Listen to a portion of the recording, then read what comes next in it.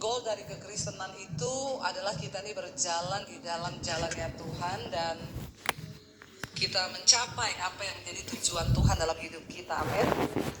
Dan sampai pada akhirnya semua kisah dari hidup kita bersama Tuhan ini menjadi satu kesaksian.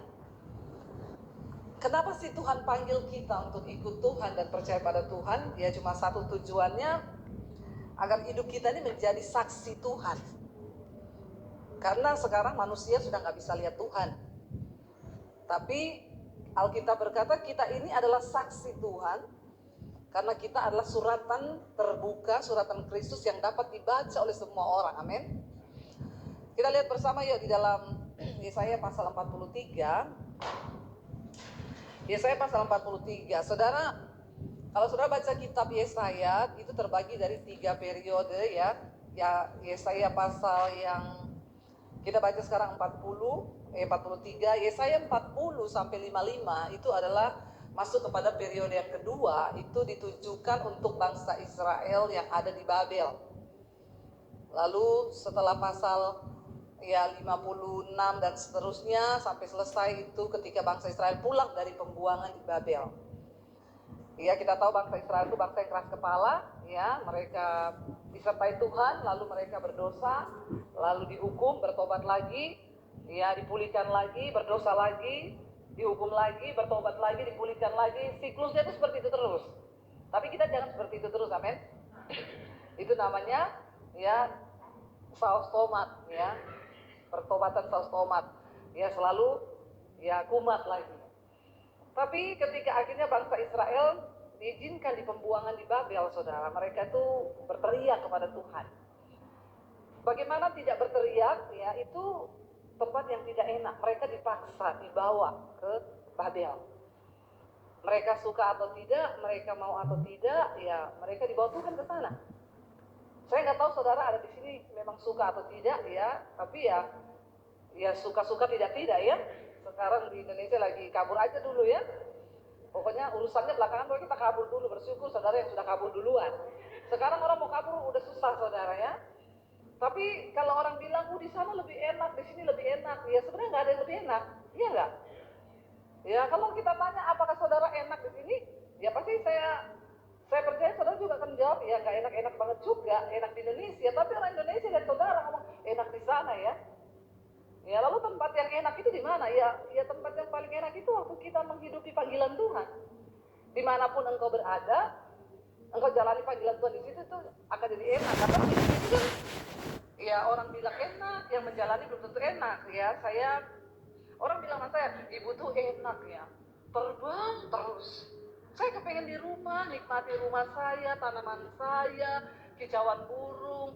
Ya kalau ditanya, ya saya tuh ngomong sama teman saya yang tiap hari cuma di rumah urus rumah, saya bilang enak banget kamu ya tiap hari bisa urus rumah. Ya saya tuh pengen kayak Bu Debbie.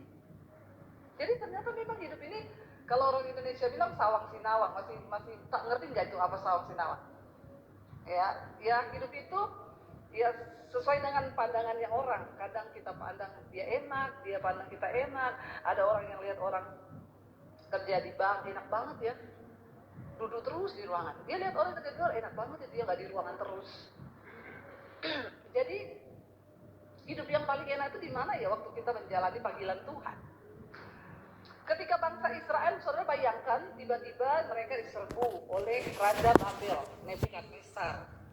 Mereka mau atau tidak, akhirnya mereka dipaksa dibawa dari Babel, dari Yerusalem pindah ke Babel. Kira-kira enak nggak? Nggak enak, tinggalin rumahnya, tinggalin semua-muanya untuk pindah ke Babel. Ya lalu di sana mereka mulai berteriak kepada Tuhan, saudara. Ya Tuhan, kenapa kau biarkan kami itu begini? Kita lihat Yesaya 43, ini adalah ditujukan kepada bangsa Israel yang sedang ada di pembuangan. Ayat yang ke-8, di sana judul perikopnya, kalau sudah ada Alkitab ada perikopnya dikatakan Israel sebagai saksi Tuhan. Ayat ke-8, biarlah orang membawa tampil bangsa yang buta sekalipun ada matanya, yang tuli sekalipun ada telinganya. Kenapa Tuhan izinkan bangsa Israel ada di pembuangan di Babel? Ya karena saudara mereka tuh nggak bisa jadi saksi Tuhan di tengah bangsa-bangsa yang tidak mengenal Allah. Kenapa mereka nggak bisa jadi saksi Tuhan? Ya mereka itu punya mata tapi buta. Mereka punya telinga tapi tidak mendengar. Kalau kita lihat di sini judulnya Israel saksi Tuhan, kita adalah saksi Tuhan. Yang dikatakan saksi itu berarti melihat dan mendengar. Misalnya saya menghadirkan ibu sebagai ibu gembala sebagai saksi dalam satu persidangan. Tentunya ditanya, apakah Anda melihat peristiwa itu? Iya. Apakah Anda mendengar? Iya. Nggak mungkin kan orang buta dan orang tuli dibawa dalam satu kesaksian di pengadilan, lalu ditanya, kau mendengar? Enggak, saya tuli. Kau melihat nggak? Saya juga buta. Nah itu dibilang saksi? Saksi bisu. Saksi buta, nggak bisa lihat, nggak bisa dengar, terus apanya yang mau dipercaya? Lu benar nggak saudara? Nah kita ini saksinya Tuhan, jangan sampai kita punya mata tapi nggak lihat. Kita punya telinga tapi tidak mendengar. Kita ini ikut Tuhan, tapi nggak pernah dengar suara Tuhan. Kita ini ikut Tuhan, percaya Tuhan, tapi nggak pernah melihat rencana Tuhan, karya Tuhan tuh mau seperti apa di hidup kita. Kita nggak pernah peduli dengan itu. Saudara boleh berada di mana aja, mau di Indonesia, mau di kutub utara sekalipun. Yang terpenting di sana, saudara coba mengerti apa rencana Tuhan atas hidupmu supaya engkau menjadi saksi, amin. Itu tujuannya sih, dimanapun engkau berada silakan aja. Yang penting satu tujuan Tuhan, supaya kita ini menjadi saksi. Hidupmu tuh seperti apa gitu loh. Ya, kita bisa cerita ke orang, Tuhan itu loh menyertai aku. Bayangkan aku dulu, saya ini dulu udah mau bunuh diri. Hidup saya udah hancur karena dosa. Saya pikir saya udah gak berguna. Iblis bilang mati aja, kau bunuh diri aja, udah gak ada masa depan. Saya bilang iya ya, mending saya mati aja. Tapi tiba-tiba saya ketemu Tuhan. Saya bertanya, Tuhan kau tuh siapa? Kau di mana Tuhan? Kenapa kau ciptakan aku di dunia ini cuma untuk mati bunuh diri? Kok kurang kerjaan banget ya? Dulu saya pikir begitu saudara. Ini kasus-kasus bunuh diri banyak sekali ya saudara hari-hari ini. Di Indonesia terutama. Anak-anak muda belasan tahun lompat dari apartemen, dari kampus. Satu keluarga, suami istri ngajak 2 anak lompat saudara. Anaknya nggak mau diikat pakai tali, lompat. Ya mati 4 orang. Itu setiap hari ya kita dengar berita itu di Indonesia itu luar biasa. Terus kenapa? Karena banyak orang tuh tidak mengerti. Kenapa Tuhan tuh izinkan semua masalah itu terjadi dalam hidupnya. Makanya saya tuh kalau ada orang datang, Bu saya tuh ada masalah Bu, ya doakan. Saya bilang ada masalah, puji Tuhan berarti kau masih hidup. Amin. Ya karena hanya orang hidup yang ada masalah. Kalau pengen tidak ada masalah, saya bilang mau enggak saya doakan biar cepat kembali ke rumah Bapak. Enggak mau juga. Enggak mau Bu, lah terus maumu tuh apa? Ya hidup berat, hidup enggan, mati tak mau. Ya terus mau ngapain? Hidup ini cuma sekali, jalanilah dengan respon yang benar dan ngerti dulu rencana Tuhan atas hidup kita ini tuh apa. Seringkali Tuhan izinkan sesuatu yang gak enak itu kenapa? Dia tuh mau bawa kita kembali ke jalannya saudara. Karena engkau itu punya mata, tapi kau gak melihat. Biarlah dibawa bangsa yang sekalipun ada matanya, ya tapi mereka itu buta, dan yang tuli sekalipun ada telinga. Jangan kau gak mendengar suara Tuhan, jangan engkau sengaja tidak mau tahu apa rencana Tuhan dalam hidupmu. Saudara pernah nggak engkau bertanya, Tuhan rencanamu untuk saya itu apa? Berapa banyak yang pernah berdoa seperti itu? Ya, ada orang Kristen yang nggak pernah mau tahu dan pura-pura tidak tahu. Jadi dia hidup aja ya, aku hidup aja ya, aku nggak pernah mau tahu. Hanya orang-orang yang berani ingin tahu rencana Tuhan dan berani menjalaninya, mereka yang akan menjadi kemudian orang-orang yang bisa menjadi kesaksian yang hidup. Kenapa di Alkitab ada namanya Daniel, Sadrak, Mesak, Paulus, ada nama orang-orang yang tercatat. Kalau masih ditulis Alkitab sampai hari ini mungkin ada Debbie 1, Debbie 2, Debbie 3. Loh kita mau enggak kisah hidup kita itu ya tercatat sebagai sesuatu yang bisa dibaca oleh semua orang lewat pergumulan hidupmu, engkau menang. Amin saudara. Ayo kita mulai punya pemahaman yang benar tentang Tuhan. Ya, ayo kita mulai buka mata rohani kita supaya kita ini bisa melihat saudara. Ya, karena cuma melihat dengan mata jasmani ini justru hati-hati. Firman Tuhan bilang di dalam dunia ini cuma ada 3 hal. Keinginan daging, keinginan mata, dan keangkuhan hidup. Cuma itu yang ada di dunia ini. Keinginan daging, keinginan mata, keangkuhan hidup. Ya, jadi yang namanya keinginan daging itu bahaya, keinginan mata juga bahaya.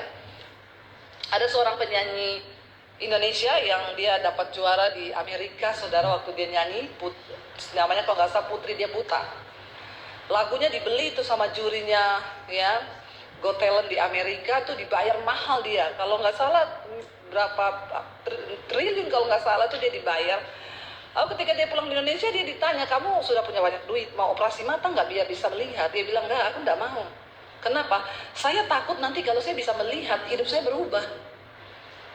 Saya jadi berdosa karena saya bisa melihat. Biar aja saya dengan hidup yang sudah seperti ini, ya saya mampu bersyukur. Ya karena saudara, kalau kita ngikuti keinginan daging, keinginan mata yang ada dunia ini, keinginan keangkuhan hidup, kesombongan, maka nggak akan pernah ada puasnya hidup ini. Jiwa manusia itu tidak terbatas. Kalau kita coba isi dengan sesuatu yang terbatas, maka kita nggak akan pernah bisa puas. Ya kita pikir dulu, oh kalau saya menikah dengan perempuan yang seperti ini saya akan bahagia. Oh kalau suami saya seperti ini saya akan bahagia. Ternyata ketika menikah, ya nggak gampang. Ya dalam pernikahan pun ya banyak keinginan ya yang kita harus apa ya. Dan kalau kita hanya menuntut terus kan itu pasti nggak akan jadi selesai masalahnya. Dalam hidup ini ada keinginan daging, ada keinginan mata, ada keangkuhan hidup. Kalau kita hidup dalam 3 hal ini, Yesus bilang, jangan kamu menjadi serupa dengan dunia ini. Karena apa yang ada di dunia itu, orang yang menjadi serupa dengan dunia ini menjadikan dirinya musuh Allah. Keinginan daging, keinginan mata, keangkuhan hidup itu kesombongan. Ya, waktu kita hidup dalamnya kita jadi musuhnya Tuhan.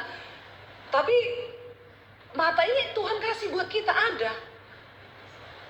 Dan ketika kita mencoba melihat dengan mata jasmani kita aja, kita nggak pakai mata iman kita, maka kita tidak akan menemukan tujuan Tuhan, saudara.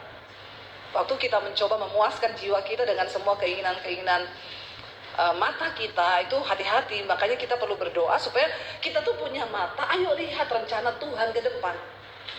Ayo lihat apa yang Tuhan mau. Bangsa ini Tuhan bilang mereka itu punya mata tapi nggak mau melihat, punya telinga tapi nggak mau mendengar. Apa yang kita dengar hari-hari ini, saudara? Kayaknya sekarang ini ya kita buka berita itu, aduh, ya sehari-hari ini tuh dengar berita. Saya tadi malam lihat berita Indonesia demo di Makassar, demo di Jakarta, demo di Jogja. Hati-hati jangan sampai kejadian 98 terulang kembali. Ya, buka berita yang lain. Nggak mau dengar berita Indonesia. Buka berita Amerika, alien turun dari luar angkasa. Aduh, ini apa mereka? Maksudnya, aduh ya kita tuh melihat berita di TV, bunuh diri, perkosaan, kayaknya nggak ada yang enak didengar deh hari-hari ini. Tapi Yesus tuh bilang begini, saudara, di akhir zaman akan terjadi nanti, akan ada hal-hal yang menakutkan yang akan terjadi, dan banyak orang akan mati karena kecemasan mendengar hal-hal yang akan terjadi di akhir zaman. Karena Tuhan Yesus bilang nanti gelombang laut akan naik, akan ada gempa bumi, akan ada peperangan, akan ada krisis yang terjadi. Dan Yesus ingatin loh, bahkan banyak orang akan mati karena kecemasan. Belum terjadi, baru dengar udah mati. Oh iya benar, saudara. Hari-hari ini banyak orang nggak bisa tidur. Ya, dan kalau saudara pergi ke dokter minum obat tidur ya tidak akan menyelesaikan, malah jadi sarafnya itu dilemahkan.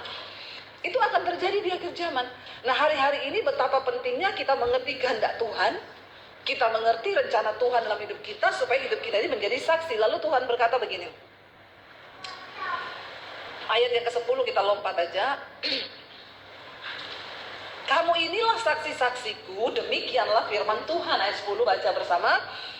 Kamu inilah saksi-saksiku, demikianlah firman Tuhan, dan hambaku yang telah kupilih, supaya kamu tahu dan percaya kepadaku dan mengerti bahwa aku tetap Dia, sebelum aku tidak ada Allah dibentuk, dan sesudah aku tidak akan ada lagi. Akulah Tuhan dan tidak ada juru selamat selain daripadaku. Saudara, dikatakan di situ Tuhan itu mau supaya kita menjadi saksi agar kamu percaya padaku dan mengerti. Mari kita mulai mengerti tentang kebenaran, mengerti tentang Tuhan. Jangan cuma jadi Kristen ikut-ikutan, tapi ngerti kebenarannya, saudara. Ikut Yesus itu tidak enak, saudara. Karena Tuhan bilang begini, kalau engkau ingin jadi muridku, sangkal dirimu, pikul salibmu, lalu ikut aku. Kalau engkau nggak bisa menyangkal diri, nggak mau pikul salib, ya engkau nggak bisa ikut Tuhan. Apa artinya menyangkal diri? Aku ini Debbie Basir dulu, tapi aku harus menyangkal diriku. Sekarang aku hidup, tapi bukan aku lagi yang hidup, tapi Kristus yang hidup dalamku. Jadi ketika saya difitnah, ketika saya dirugikan, maka saya nggak boleh balas. Saya nggak boleh sakit hati karena Tuhan, hidupku bukan milikku lagi. Kira-kira menurut saudara itu enak? Sangat tidak enak. Ketika kita dilukai, kita tidak boleh balas, bahkan Tuhan suruh memberkati. Saya baca satu buku, saudara, judulnya 100 tokoh yang berpengaruh di dunia. Ya, nomor 1 adalah Nabi Muhammad. Memang harus nomor 1. Nomor 2, saya pikir Tuhan Yesus. Ternyata Tuhan Yesus diurutan nomor 3. Saya itu tertarik, kenapa penulis buku ini taruh Yesus diurutan nomor 3 gitu. Saya baca, dia bilang begini, kenapa saya menaruh Yesus Kristus di urutan nomor 3? Bukan karena pengikutnya sedikit, tapi karena Yesus itu membawa ajaran yang tidak masuk akal dan tidak bisa diterima logika manusia. Contoh, kalau orang minta bajumu, beri jubahmu. Baju sama jubah mahal mana? Jubah. Kalau orang minta tolong engkau berjalan 1 mil, kamu harus berjalan dengan dia 2 mil. Kalau orang berbuat jahat padamu, maka kamu harus berbuat baik sama dia. Menurut saudara itu masuk akal? Hello, please back. Ya, enak ikut Yesus? Nggak enak. Lalu dia berkata begini, Yesus mengajarkan kalau ada orang tampar pipi kananmu, maka kamu tidak boleh balas, kasih juga. Gila nggak? Menurut saudara gila? Dia bilang cuma orang gila yang bisa ikut Yesus. Saya mau tanya, saudara gila nggak? Saya gila. Cuma orang gila memang. Kalau kau masih normal nggak bisa ikut Yesus, maka kau harus jadi gila. Gila itu di atas rata-rata, saudara. Dia bilang tidak ada satu manusia normal pun yang bisa lakukan apa yang Yesus ajarkan. Ya karena kalau kau normal kau nggak bisa. Makanya ikut Yesus harus apa? Iya. Kabar baiknya Tuhan Yesus bilang begini, apa yang tidak sanggup dilakukan oleh manusia karena keterbatasanmu oleh daging, itu akan dilakukan oleh Allah dalam dirimu. Itu yang Rasul Paulus bilang, kesanggupanku adalah pekerjaan Allah di dalamku. Ada banyak hal yang kita nggak bisa mengerti di dunia ini, kita nggak bisa lakukan dengan kekuatan kita. Tadi malam saya bersaksi, suruh ngampuni orang yang jahat begitu, aku nggak bisa Tuhan. Tuhan bilang harus. Jadi saya bilang, aku mau, tapi aku nggak mampu. Tapi Tuhan tolong beri aku kekuatan untuk melakukannya. Disitulah Tuhan ambil alih. Dan disitu kita belajar mengalahkan kedagingan kita. Tuhan bilang bahwa aku mau supaya engkau tuh percaya padaku dan mengerti. Karena banyak orang percaya tapi tidak ngerti. Jangan jadi Kristen yang tidak ngerti, sehingga saudara itu dibodoh-bodohin terus. Ada gerakan ini ikut, ada gerakan itu ikut. Musuhmu itu bukan darah dan daging. Musuhmu bukan mertuamu, musuhmu bukan iparmu, musuhmu bukan menantumu. Tapi kok dia jahat, dia berbuat baik. Karena Alkitab bilang, jangan kamu kalah dengan kejahatan, tapi kalahkan kejahatan dengan kebaikan. Kalau dia jahat, saya harus gimana, Bu? Kirim makanan. Tapi jangan kasih sianida. Amin. Iya. Tapi dia terus jahat gini-gini. Ya kalau mertuamu jahat, sering-sering kasih duit. Siapa sih orang yang mau berbuat jahat terus kalau kamu tuh rajin berbuat baik? Kenapa kita terus dijahatin? Karena kau nggak pernah balas jahat itu dengan baik. Coba praktikkan firman, saudara. Amin. Saya dulu pelayanan di satu gereja. Lalu saya diangkat jadi tim pengajar di situ. Ada full timer itu nggak suka sama saya. Setiap kali saya datang dia buang muka, dia nata-nata itu sambil nggak seneng. Saya dalam hati saya, ini orang kok nggak seneng ya? Ya kan tidak semua orang seneng sama kita ya saudara. Apalagi kalau dia merasa posisinya terancam, itu biasa lah. Di dunia ini banyak yang seperti itu. Tapi lama-lama Tuhan tuh ajar saya, ya kamu jangan balas jahat. Ayo coba lakukan kebaikan. Satu saat saya masukin duit ke amplop, saudara. Ya selesai saya pelayanan, saya panggil dia, Pak, ada berkat dari Tuhan. Minggu depan saya datang, Shalom Ibu Didi. Benar, saudara. Ya, ternyata Tuhan Yesus itu benar ngomong, ikatlah persahabatan di dunia ini dengan mamon. Coba saudara rajin, kalau mertua mau jahat, rajin-rajin kirim uang, amin. Loh, malah tertawa loh. Rajin kasih dia sesuatu. Karena balas kejahatan dengan kebaikan itu berkuasa banget, saudara. Tapi kalau dia jahat, kau tambah jahat, ya udah tambah setan yang menang. Ya, kalau ada orang jahat, balas baik aja, maka dia pasti akan baik. Ayo kita mengerti, Tuhan bilang, aku tuh mau kamu percaya dan mengerti, ya, supaya kita ini bisa menjadi saksi. Kalau kita matanya melihat, telinganya mendengar. Saudara, sekarang ini Tuhan bilang, Alkitab tuh bilang gini, kamu itu harus siap sedia untuk memberikan pertanggungan jawab terhadap orang-orang yang meminta pertanggungan jawab tentang imanmu. Pernah nggak orang tanya tentang iman saudara? Kekristenan itu gimana sih? Terus saudara bilang, nanti saya kasih nomor HP-nya ibu gembala saya ya. Nanti tanya-tanya aja sama dia. Kenapa kita perlu mengalami Tuhan? Supaya kau bisa cerita tentang Tuhan. Karena engkau adalah saksi Kristus. Alami Tuhan secara pribadi. Jangan cuma dari kata orang kau mendengar. Ayub itu orang yang taat sama Tuhan, tapi tanpa pengalaman pribadi. Dia setia bayar perpuluhan, dia setia melayani Tuhan, dia setia, dia bilang dia gak pernah telat bayar upah buruhnya, dia itu takut akan Tuhan. Tapi ternyata dia belum mengalami Tuhan. Makanya di akhir kisahnya Ayub tuh bilang begini, dulu aku tahu tentang Tuhan cuma dari kata orang, tapi sekarang setelah dia melewati pencobaan yang begitu berat, hartanya habis, rumahnya habis, istrinya meninggalkan dia, anak-anaknya mati semuanya, Ayub kehilangan semuanya. Dengan protesnya dia sama Tuhan, dia bergumul dengan dagingnya. Aduh, itu berat, saudara. Tapi Tuhan izinkan Ayub mengalami itu supaya dia menjadi saksi. Akhirnya Ayub bilang, dulu aku dengar cerita tentang Tuhan itu cuma dari kata orang, tapi sekarang aku sendiri mengalaminya. Kita semua perlu mengalami pengalaman pribadi dengan Tuhan. Ya, bayangkan loh, Ayub hartanya diambil dalam sekejap. Ya, bukan cuma itu, tiba-tiba anak-anaknya mati semua. Lalu udah miskin, gak punya apa-apa, anaknya mati. Istrinya bilang, ngapain lu masih setia sama Tuhan? Kutuki aja Tuhanmu, sekarang kau sakit, badannya kena bisul satu badan. Di antara kita dalam pergumulan kita belum ada yang seperti Ayub kan?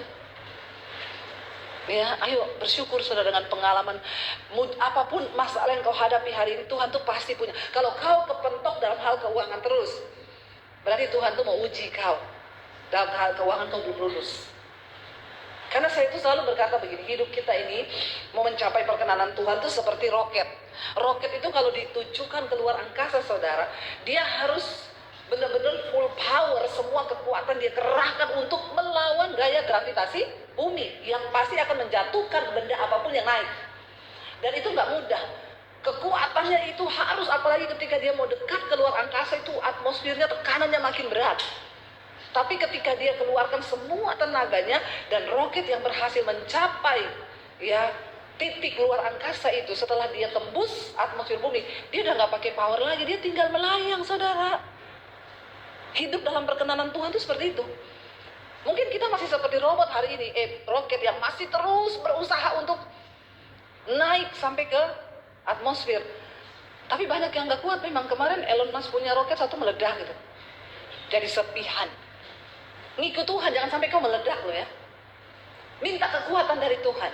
Kalau kita sudah mencapai perkenanan Tuhan, enak saudara, kita tinggal melayang. Aduh, benar Tuhan bilang, carilah dahulu kerajaan Allah dan kebenarannya, maka semua itu akan ditambahkan. Itu bonus loh, gak usah saudara cari. Ya, coba kejar perkenanan Tuhan, saudara. Soal uang, saya ini secara manusia kan gak ada harapan. Saya terima Yesus, diusir, ijazah saya ditahan sama papi saya. Dia bilang, kamu pergi dari rumah, nggak boleh bawa ijazah. Saya mau lihat kamu, Yesus kasih makan kamu pakai apa. Jadi secara manusia saya nggak punya harapan. Tapi karena saya berjalan bersama Tuhan, Ya, hari ini saya melihat bagaimana ya dalam hal keuangan kita harus diproses. Kalau saudara itu belum mengerti bagaimana rahasia keuangan dalam kerajaan Allah itu, yang pertama jangan pelit, itu pasti ya. Bilang kanan kirimu jangan pelit kau. Karena orang pelit itu tidak bakal diberkati. Orang pelit tidak masuk surga, ya. Menabur itu bukan soal waktu kita sudah kaya baru banyak orang bilang, ya kan saya belum kaya, Bu, buat saya aja nggak cukup. Nggak. Menabur itu soal sikap hati, bukan soal berapa banyaknya. Tuhan Yesus berkata dan memberikan sebuah perumpamaan bahwa taburan yang tercatat di Alkitab sebagai taburan yang paling besar itu dari seorang janda miskin. Yang hanya beberapa keping yang, tapi kenapa Tuhan bilang itu yang terbesar tercatat di Alkitab? Karena dia menabur dengan segenap hati dari semua yang dia punya. Kalau kita belum lulus dalam hal uang, kita nggak bakal mengalami terobosan keuangan. Saya pernah, saudara, waktu kami masih di Solo tinggal di rumah mertua, saya dan suami punya prinsip, kita hamba Tuhan nggak boleh pinjam uang. Berharap sama Tuhan. Satu saat kami tinggal punya uang 50.000. Besok anak saya susunya habis. Anak baru 1 waktu itu. Ini cerita 25 tahun yang lalu. Waktu kami baru menikah. Pernikahan kami udah masuk 25 tahun. Masih muda kan kami berdua kan? Padahal udah tua. Anak-anak saya udah kuliah semua. Yang satu udah selesai, udah sarjana. Waktu itu saudara tinggal punya uang 50.000 nih. Zaman itu 50.000 berarti 25 tahun yang lalu itu bisa hidup buat ya seminggu kali ya. Kalau apalagi di Solo ya. Tiba-tiba malam-malam jam 11 malam ada orang ketuk pintu. Saya bilang sama suami, ketokan tengah malam ini nih emergency. Buka dulu, kita udah mau tidur, suami saya buka pintu. Itu penjual soto dekat gereja. Agamanya Muslim bukan Kristen. Dia bilang gini sama suami saya, Pak, saya minta tolong banget. Anak saya sakit malam ini, saya harus bawa dia ke rumah sakit. Saya boleh nggak pinjem uang 50.000? Uang kami tinggal.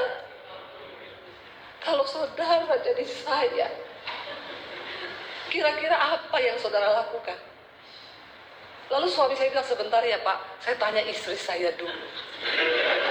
Karena suami istri harus sepakat. Dia datang, dia masuk di kamar, dia bilang, saya itu ada bapak penjual soto di gereja. Dia butuh uang 50.000 malam ini, dia pinjem, katanya nanti seminggu diganti. Terus suami saya bilang, aku terserah kamu loh. Kalau kamu bilang kasih ya tak kasih, kalau enggak ya enggak. Karena uang kita tinggal 50.000. Saya itu menahan napas dalam, Tuhan besok anak saya susunya habis. Bagaimana ya? Tapi anaknya dia kalau enggak ditolong bisa mati malam ini. Terus saya bilang sama suami, kenapa dia nggak pinjam 25 ya? Kok dia tahu tinggal 50 loh ya? Suami saya bilang, ya enggak tahu. Ya pokoknya kamu kasih ya kasih aja, kalau enggak. Saya bilang, Tuhan tuntun aku Tuhan. Ya kasih firman Tuhan yang akan meneguhkan saya untuk bertindak. Karena saya juga harus berhikmat toh. Tiba-tiba ayat itu muncul. Kesusahan sehari cukup untuk sehari. Besok ada kesusahannya sendiri. Dalam hati saya tangking dalam nama Yesus. Lalu, tapi ayat ini tidak berlaku kalau saudara baru gajian, terus saudara pergi ke mall, liburan, terus saudara bilang kesusahan sehari cukup untuk sehari. Saudara habiskan uangmu itu ya, itu namanya ya tidak berhikmat. Itu tuli punya telinga tapi nggak mendengar. Lalu akhirnya saya ngomong ke suami, ya Tuhan bicara kayak begini. Ya udah berarti kita nggak usah khawatir tentang besok. Kasih aja ya, kasih saudara. Akhirnya dikasihlah uangnya, Pak ini. Dan Alkitab bilang kalau kamu memberi jangan harap ganti. Kalau kamu tidak rela, ya jangan dikasih segitu. Kalau kerelaanmu cuma 25.000, ya kasih aja 25. Jangan kasih semua, karena kau nanti jadi berdosa. Kau susah nagih-nagihnya, kau nggak dapat upah, kehilangan damai sejahtera, nanti nagih utang di Facebook, weh balikin duitnya di Facebook, banyak orang tagih utang di Facebook. Ya gaya lu elit, ekonomi sulit, utang belum bayar, banyak orang Kristen begitu saudara. Aneh juga nagih utang di Facebook. Ya siapa tahu Mark baca dibalikin sama Mark ya. Lalu akhirnya saya bilang, Ya udah kasih aja, kasih Pak, ini Pak, nanti saya ganti minggu depan. Suami saya bilang nggak usah, bawa aja. Besok nggak ada duit. Anak saya hari itu habis susunya, kasih teh aja nggak mati toh. Nanti tunggu ada duit. Besok malam itu suami saya pergi pelayanan, dia main keyboard ya di salah satu persekutuan pengusaha-pengusaha. Saya tuh ngomong gini, aku ikut ya, daripada di rumah nggak ada duit bengong, lumayan juga ikut makan gratis toh. Ya lalu saya waktu itu belum pendeta yang di undang-undang khotbah, belum saudara. Saya ikut sama suami, saya duduk, tiba-tiba ada bapak-bapak kaya masuk di pintu. Ya, memang bapak itu kaya banget, semua tahu. Waktu saya lihat bapak itu, di hati saya ada suara begini, nanti bapak itu akan memberkati kamu. Saya tengking, dalam nama Yesus, mata duitan. Bahaya loh. Kita ini harus menjaga hati kita sendiri, karena kadang-kadang juga setan itu pinter. Sepanjang ibadah suara itu datang terus, saya bilang, Tuhan ampuni aku, mata duitan banget gara-gara lihat itu, lihat orang kaya terus kepengen ditabur apa, suara hati ini bahaya nih. Kalau orang yang tidak paham nanti dia mukanya berubah jadi celengan babi. Pura-pura sedih biar dia isi duit. Nggak usah direkayasa, Tuhan itu biasa aja. Akhirnya saya bilang, Tuhan kalau ini dari Tuhan terjadi, kalau tidak dalam nama Yesus usir nih roh mata duitan. Udah selesai ibadah, sudah salam-salaman, nggak terjadi apa-apa. Saya bilang, memang kan mata duitan dasar. Begitu pulang, di pintu itu lo turun, ini sudah selesai makan, suami saya udah beres-beres.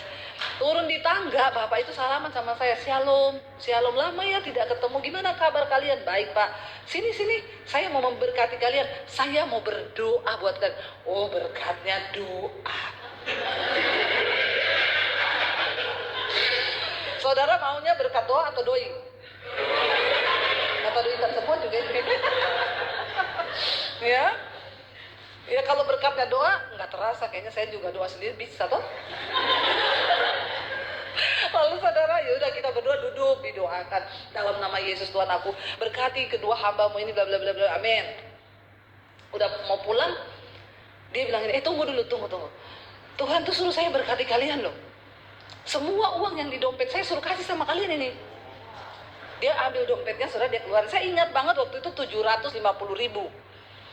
Dia bilang, ini semua uang 750.000 ini saya disuruh kasih sama kalian ini semua.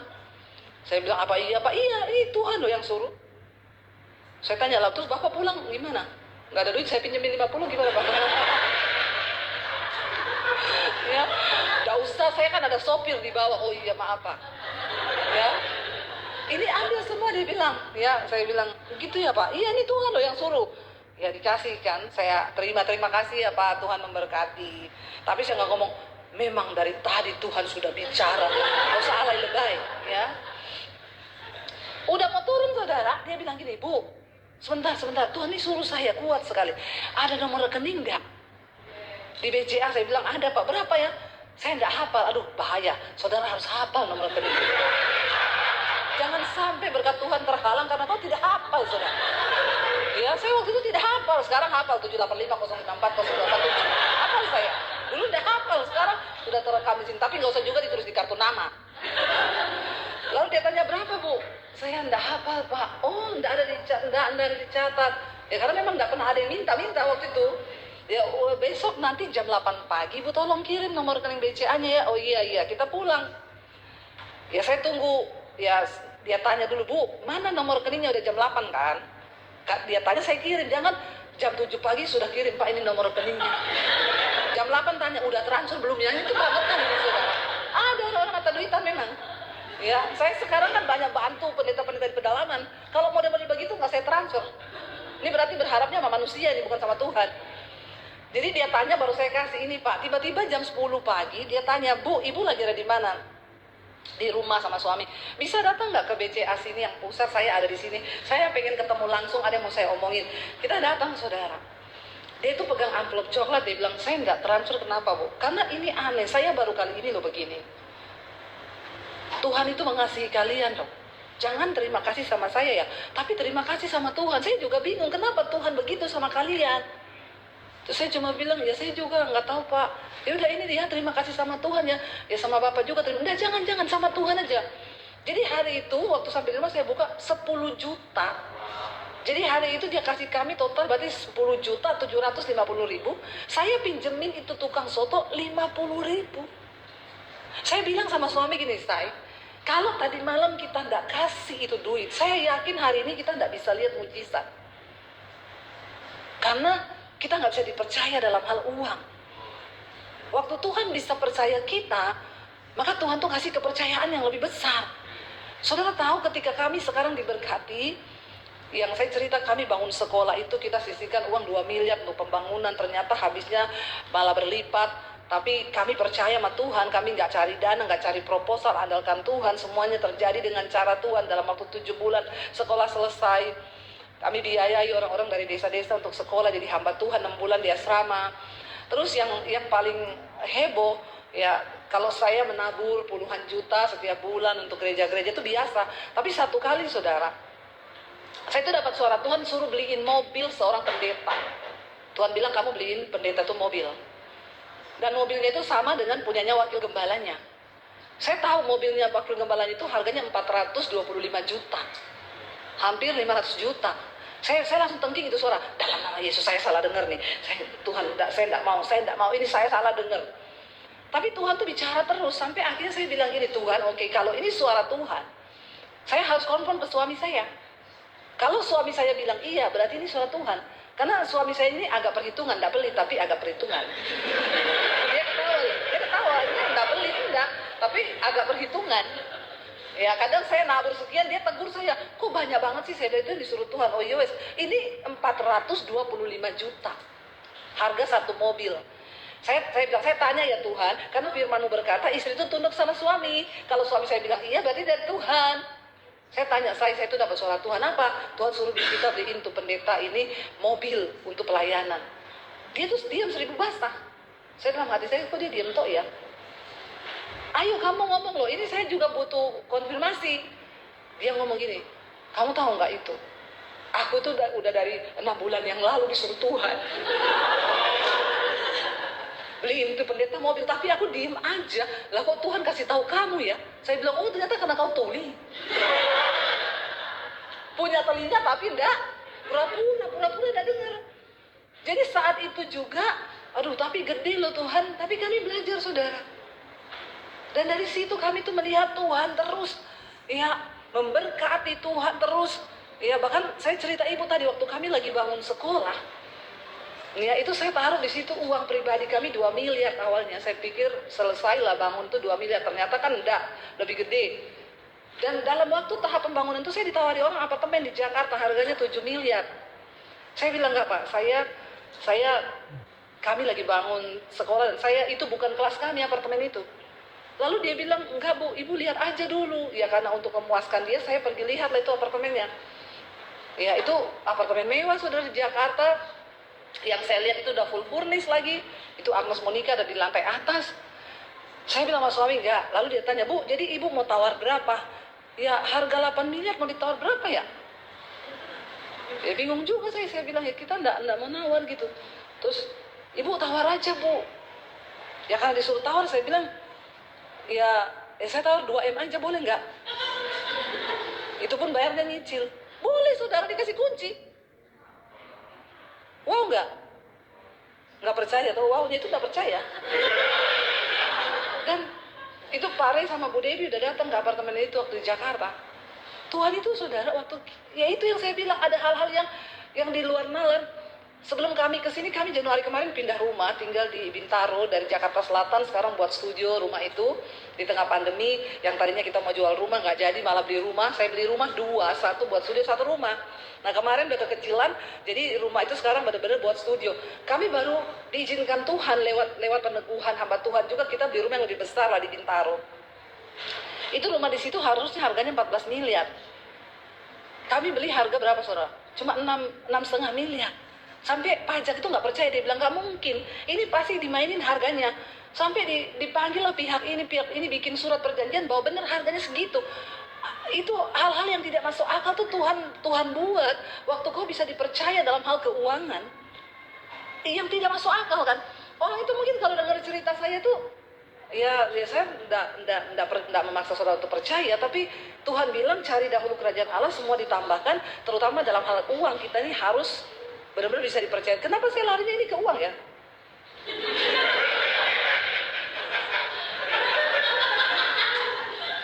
Ya saya tuh nggak ngomong sama Ibu Gembala, nggak ada loh. Saya tuh ngalir aja lah kemana Roh Kudus mau bicara. Saya juga orangnya paling nggak bisa didikte dalam hal khotbah, nanti Ibu ngomong ini ngomong itu, saya nggak mau. Justru kalau didikte saya nggak mau. Dan Ibu Gembala juga nggak pernah ngomong soal uang atau apa di sini. Dan saudara ya mungkin masih banyak yang saudara di sini yang lagi mengejar uang atau apa ya, saya juga nggak tahu, tapi itu Tuhan yang tahu. Tapi satu-satunya yang Yesus bilang menjadi saingan Tuhan dalam hidupnya, Tuhan bilang kamu nggak bisa mengabdi pada dua Tuhan, pada Allah dan pada Mammon. Makanya kita harus bisa dipercaya dalam hal uang. Lalu kita bisa menjadi saksi Tuhan, dan dikatakan kamu inilah saksiku, ayat 10, ya, supaya kamu itu mengerti, percaya dan mengerti. Kalau kita sudah percaya dan mengerti Tuhan, saudara, wow, semua itu Tuhan buat indah. Maaf, saya bicara sama saudara di sini bukan berteori. Saya ini pernah mengalami hidup yang tanpa uang 1 sen pun. Saya pernah mengalami hidup yang tanpa kerja, tanpa ada orang yang tolong saya. Cuma Tuhan yang jadi sandaran hidup saya. Dan hari ini pun saya bersaksi sama saudara dalam segala kelimpahan kami, bagaimana Tuhan memberkati kami dan kita bisa jadi berkat bagi banyak orang, supaya engkau menjadi saksinya Tuhan. Amin, saudara. Saya percaya ada banyak hal yang bisa Tuhan bukakan bagi setiap kita. Ya, kemarin saya dengar satu kesaksian dari satu orang, dia bilang begini, saya nggak tahu Bu, kemarin tuh saya dipanggil sama orang di kantor saya, ditanya, kamu dari mana? Saya dari Indonesia. Kamu kalau ada masalah, yang kamu lakukan apa? Ya saya kalau lagi ada masalah, lagi stres, ya saya liburan dan saya berdoa, saya cari Tuhan. Oh iya? Kamu berdoa? Iya. Besoknya dia dipanggil lagi sama atasannya yang lain. Kira-kira kamu tuh kalau stres, kamu gini-gini. Dia bilang, saya berdoa, saya cari Tuhan. Kamu percaya Tuhan? Iya. Wow, luar biasa ya. Tiba-tiba besoknya dipanggil, dibilang selamat ya, kamu pangkatnya dinaikin. Wah, dia kaget, sudah loh. Dia, saya cuma ngomong apa adanya, bener, saya kalau stres saya cari Tuhan. Dan dikasih jabatan dan diselamatin semua atasannya, selamat, kamu dikasih kepercayaan yang lebih di kantor ini, jabatanmu naik, karena ternyata ya kamu kalau stres cari Tuhan. Cari Tuhan, saudara, jangan cari yang lain, amin. Ya, kita bangkit berdiri bersama.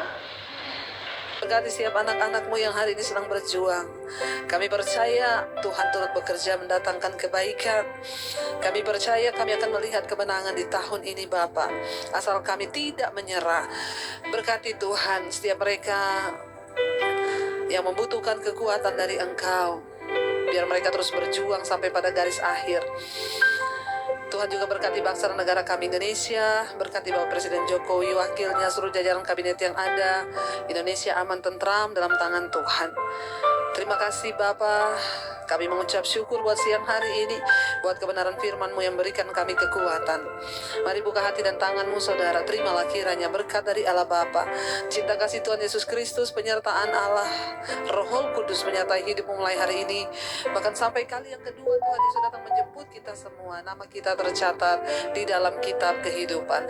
Dalam nama Tuhan Yesus Kristus yang percaya diberkati Tuhan, mari katakan bersama, amin, amin.